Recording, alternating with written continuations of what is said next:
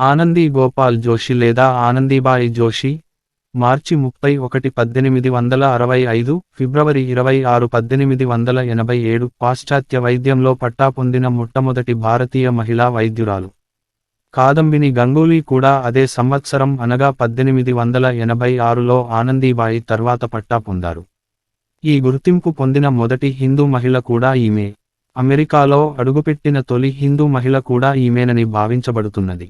ఈమె జన్మదినాన్ని పురస్కరించుకొని 2018లో గూగుల్ తన డూడుల్ని పెట్టింది. ఆనందీబాయి పూణే, మహారాష్ట్ర లోని సనాతన సంపన్న బ్రాహ్మణ కుటుంబంలో జన్మించారు. ఈమెకు తల్లిదండ్రులు యమున అని పేరు పెట్టారు. 9 సంవత్సరాల వయసులో దాదాపు 20 సంవత్సరాలు పెద్దయిన గోపాల్ రావు జోషిని వివాహం చేసుకుంది. వివాహం తరువాత ఆమె భర్త ఆమెకు ఆనందీబాయి అని పేరు పెట్టారు. గోపాల్ రావు కళ్యాణ్లో తపాలా గుమాస్తాగా పనిచేసేవారు. తరువాత అతను అలీబాగ్, చివరకు కలకత్తా బదిలీ అయ్యారు. గోపాల్ రావు సామాజిక భావాలు కలిగిన వ్యక్తి. అతను మహిళల విద్యకు మద్దతు పలికారు. విద్య అనేది ఆనాటి బ్రాహ్మణుల కుటుంబాలలో సర్వసాధారణంగా ఉండేది. లోకితవాది యొక్క షట్పత్రేతో ప్రభావితుడై సంస్కృతం కంటే ఆంగ్ల భాష నేర్చుకోవడం ముఖ్యమని భావించారు. విద్య పట్ల ఆనందీబాయికి ఉన్న ఆసక్తి గమనించి ఆంగ్లం నేర్చుకోవడానికి సహాయం చేశారు. 14 సంవత్సరాల వయస్సులో ఆనందీబాయి ఒక బాలుడికి జన్మనిచ్చింది. అవసరమైన వైద్య సంరక్షణ అందుబాటులో లేకపోవడంతో బాలుడు 10 రోజుల్లో చనిపోయాడు. ఈ సంఘటన ఆనందీబాయి జీవితంలో ఒక మలుపును తీసుకొచ్చింది. తను వైద్యురాలు కావడానికి ప్రేరణనిచ్చింది. గోపాలరావు తన భార్య వైద్యశాస్త్రాన్ని అభ్యసించడానికి ప్రోత్సహించాడు. ఆనందీబాయి భర్త ఆమెకు అమెరికాలో విశ్వవిద్యాలయం ప్రవేశం కొరకు ప్రయత్నాలు సాగించాడు.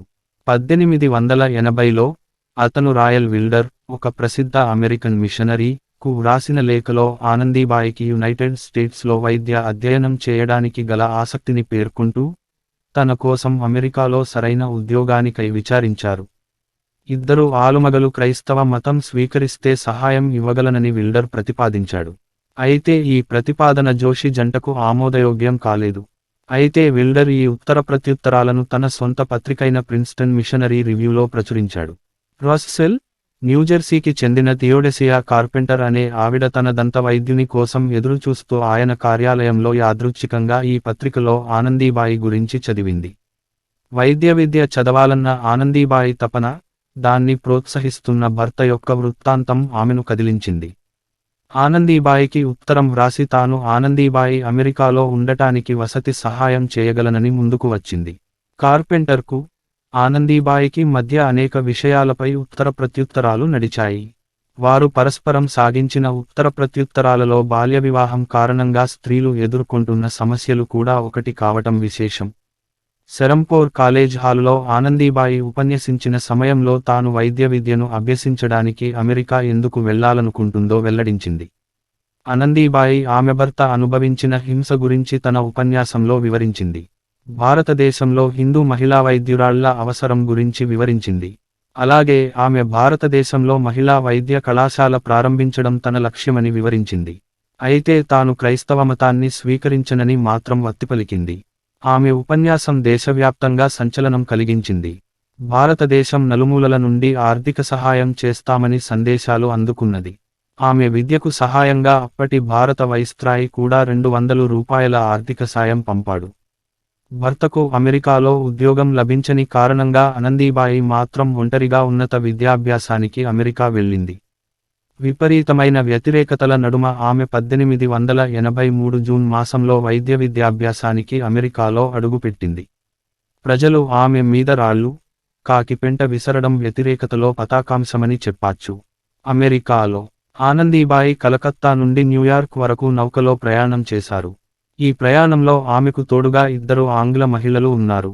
1883 జూన్లో న్యూయార్క్లో ఈమెను స్వాగతించడానికి కార్పెంటర్ వచ్చింది.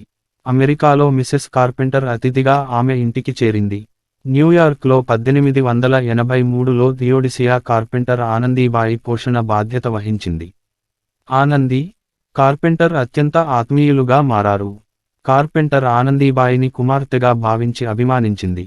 ఆనందిని చూసి కార్పెంటర్ విస్మయం చెందగా, అమెరికా వైవిధ్యం ఆనంది గోపాలును విస్మయపరిచాయి. ఫిలడెల్ఫియా వాసం ఆనందీబాయి జోషి పెన్సిల్వేనియా మహిళా వైద్య కళాశాల నుండి 1886లో పట్టభద్రురాలయ్యింది. ఈమె సహాధ్యాయునులైన కెయి ఒకామి, మధ్యన, సబాత్ ఇస్లాంబులి కుడివైపు. కెయి ఒకామి పాశ్చాత్య వైద్యంలో పట్టా పొందిన తొలి జపాను మహిళ. పెన్సిల్వేనియా మహిళా వైద్య కాలేజీలో వైద్య విద్యకై ఈమె దరఖాస్తు చేసుకున్నారు. మొట్టమొదటి మెడికల్ క్యాంప్ నిర్వహించుచున్న పెన్సిల్వేనియా మెడికల్ కాలేజ్ వారికి ఆమె తను పాల్గొనేందుకై ఒక లెటర్ వ్రాసారు. అదే ప్రపంచ మొట్టమొదటి మహిళా మెడికల్ క్యాంప్. ఇది ప్రపంచంలోనే ఈ తరహా మొదటి కార్యక్రమం. రేచెల్ బాడ్లీ, కాలేజీ డీన్, ఆమెకు ఈ విద్యా కోర్సుకై అర్హతను ఇచ్చారు. ఫిలడెల్ఫియా విశ్వవిద్యాలయంలో ఆమెను వదిలిన కార్పెంటర్ పసిపిల్లలా విలపించడం వారి మధ్య అనుబంధాన్ని తెలియజేస్తుంది.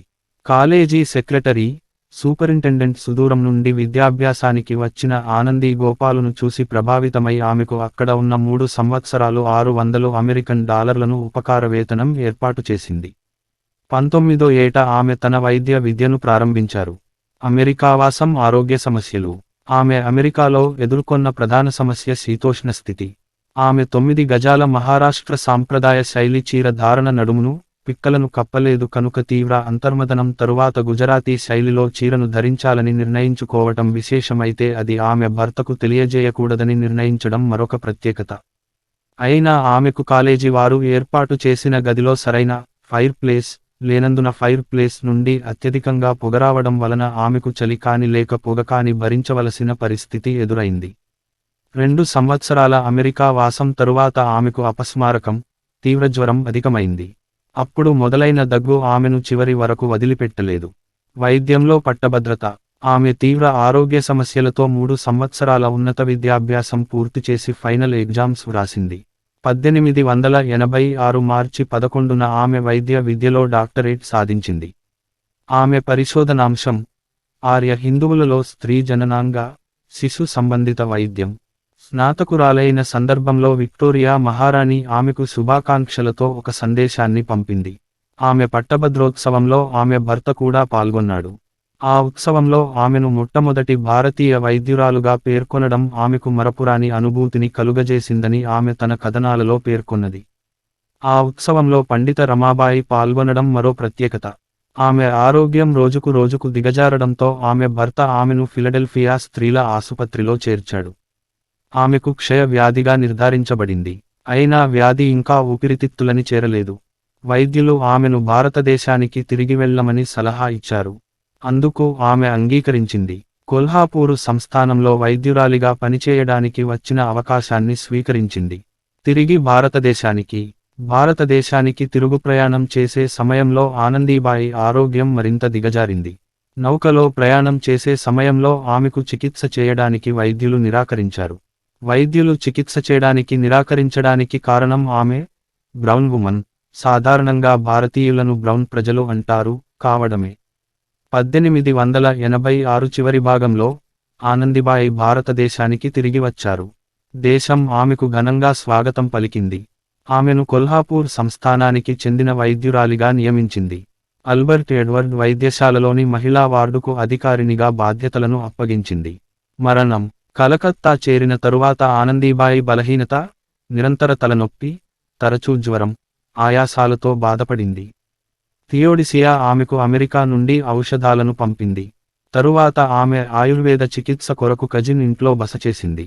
ఆయుర్వేద వైద్య నిపుణుడు ఆమె నౌకాయానం చేసి విదేశాలకు వెళ్లి సంప్రదాయ సరిహద్దులు దాటినందుకు ఆమెకు చికిత్స చేయడానికి నిరాకరించాడు. భారతదేశానికి తిరిగి వచ్చిన 1 సంవత్సరంలోపుగానే ఆమె ఫిబ్రవరి 26, 1887 తేదీన 22 సంవత్సరాల చిరుతప్రాయంలో అకాలమరణం చెందారు. చివరకు ఆమె 1887 ఫిబ్రవరి 26న ఆనందీబాయి వ్యాధిబాధతో 22 సంవత్సరాల వయసులో తుదిశ్వాస విడిచింది. ఆనందీబాయి మరణానికి దేశం అంతటా విషాదం ఆవరించింది. ఆనందీబాయి చితాభస్మం థియోడిసియా కార్పెంటర్కు పంపబడింది. కార్పెంటర్ వాటిని పూకిప్సీ, న్యూయార్క్లోని తమ కుటుంబ శ్మశానవాటికలో భద్రపరచింది. ఈమె సమాధి శిలాఫలకాన్ని ఈ శ్మశానవాటికలో ఇప్పటికీ చూడవచ్చు. ఆత్మకథ. అమెరికాలో ప్రసిద్ధ స్త్రీవాద రచయిత, సంస్కరణకర్త అయిన కారోలైన్ వెల్స్ హీలీ డాల్ 1888లోనే ఆనందీబాయి ఆత్మకథను వ్రాసింది. దూరదర్శన్ ఆనందీబాయి జీవితమును ఆధారముగా చేసుకొని తీసిన ధారావాహిక ఆనందీ గోపాల్ ను ప్రసారం చేసింది. ఈ ధారావాహికకు కమలాకర్ సారంగ్ దర్శకత్వం వహించారు.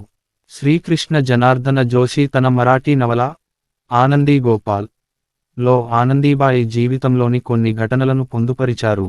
ఈ నవల ఆశా దామ్లే ద్వారా ఆంగ్లంలోకి అనువాదమై సంక్షేప రూపం పొందింది. అదే పేరుతో రామ్ జీ జోగ్లేకర్ ఒక నాటకాన్ని రూపొందించారు. స్త్రీవాదం ఆనందీబాయికి తన 15వ సంవత్సరంలో ఇలాంటి అభ్యుదయభావాలు ఎలా అలవడినాయి అన్న విషయానికి ఆమె మిసెస్ కార్పెంటరుకు వ్రాసిన ఉత్తరాలు వెలువరించాయి.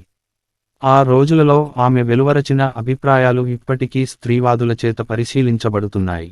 స్త్రీవాద రచయితలైన తారాబాయి వ్రాసిన స్త్రీ పురుష తులన, పండిత రమాబాయి వ్రాసిన స్త్రీ ధర్మనీతి, రక్మబాయి వ్రాసిన ది హిందూ లేడీ వంటి పుస్తకాలలో ఆనందీబాయి వృత్తాంతం ప్రస్తావించబడింది. ఆనందీబాయి 15 సంవత్సరాల ప్రాయంలో ఆమెకు ఆలోచన సరళిలో ఇలాంటి మార్పులు రావడం పలువురిని విస్మయపరచింది. ఆనందీబాయి ప్రయత్నాలు నిష్ఫలం కాలేదు. ప్రస్తుతం ఆధునిక స్త్రీ అభ్యుదయ ప్రయాణంలో ఆనందీబాయి భావాలు ప్రేరణ కలిగిస్తూనే ఉన్నాయి. ఎలాంటి పరిస్థితులు ఎదురైనప్పటికీ ఎవరి స్వప్నాలు సాధించలేనివి కాకూడదు. ప్రతి ఒక్కరూ వారి కలలను నిజం చేసుకునే శక్తివంతులు కావాలి అన్న ఆనందీబాయి ఆశయాలు ఇప్పటికీ గౌరవించబడుతున్నాయి. ప్రస్తుతం మహారాష్ట్ర ప్రభుత్వం స్త్రీ ఆరోగ్య సంరక్షణ కొరకు పాటుపడిన యువతులకు ఫెలోషిప్పులు అందిస్తుంది. వారసత్వం లక్నోలోని ఒక ప్రభుత్వేతర సంస్థ ఇన్స్టిట్యూట్ పరిశోధన, సాంఘిక శాస్త్రంలో డాక్యుమెంటేషన్ IRDS కోసం నుండి భారతదేశంలో మెడికల్ సైన్సెస్ కారణం వైద్యరంగంలో ఆమె ప్రారంభ రచనలకు గౌరవం ఇస్తూ ఆనందీబాయి జోషి అవార్డు ప్రదానం చేసింది.